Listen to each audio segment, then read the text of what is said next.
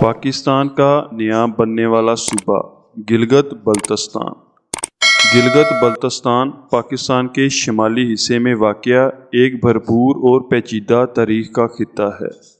یہ خطہ قراقرم کے سلسلے سمیت اپنے شاندار مناظر کے لیے جانا جاتا ہے۔ یہ متنوع ثقافتی ورثے کا گھر ہے۔ گلگت بلتستان کی تاریخ قدیم زمانے سے ملتی ہے۔ اس خطے میں ہزاروں سالوں سے انسانی رہائش کے شواہد موجود ہیں۔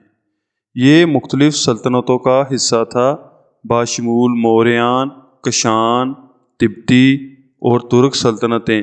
پھر بدھ مت اور بعد میں اسلام نے خطے کی ثقافت اور مذہب کی تشکیل میں اہم کردار ادا کیا۔ گلگت بلتستان تاریخی طور پر کشمیر کے بڑے خطے کا حصہ تھا اور اس پر اکثر مقامی سرداروں کی حکومت تھی۔ اس خطے نے مختلف وسطی ایشیائی اور جنوبی ایشیائی طاقتوں کے درمیان وقتاً فوقتاً حملے اور کنٹرول کے لیے جدوجہد دیکھی ہے۔ 19ویں صدی میں یہ خطہ سکھوں کی بڑی سلطنت کے حصے کے طور پر سکھوں کی حکومت میں آیا۔ پہلی اینگلو سکھ جنگ 1845 سے 1846 کے بعد اسے امرتسر کے معاہدے کے طور پر برطانوی ایسٹ انڈیا کمپنی کے حوالے کر دیا گیا۔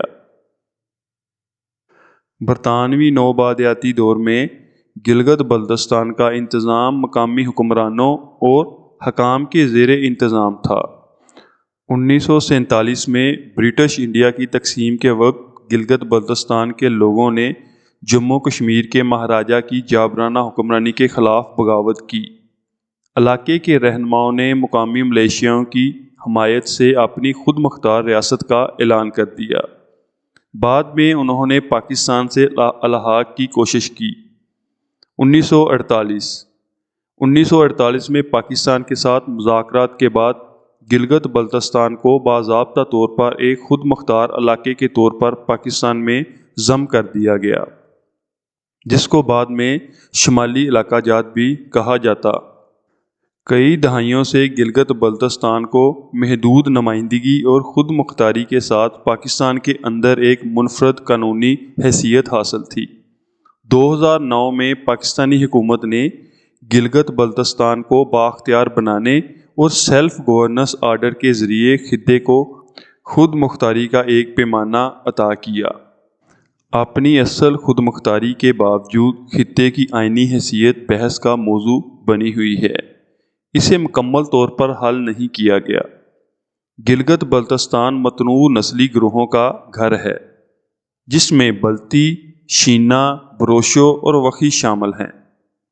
ہر ایک کی اپنی الگ زبان اور ثقافت ہے۔ خطے کے ثقافتی ورثے میں روایتی موسیقی، رقص، دستکاری اور ایک بھرپور پاک روایت شامل ہے۔ گلگت بلتستان اپنے دلکش قدرتی حسن کے لیے جانا جاتا ہے، جس میں دنیا کی چند بلند چوٹیاں، گلیشیئرز اور قدیم جھیلیں شامل ہیں۔ یہ کوہ پیماؤں، ٹریکروں اور سیاحوں کے لیے ایک مقبول مقام بن گیا ہے، جو اس کی قدرتی مناظر کو تلاش کرنے آتے ہیں۔ حالیہ برسوں میں پاکستان کے اندر گلگت بلتستان کی آئینی حیثیت کے حوالے سے بحث و مباحثے جاری ہیں، کیونکہ کچھ مقامی رہنماؤں اور رہائشیوں نے زیادہ سیاسی نمائندگی اور حقوق کا مطالبہ کیا ہے۔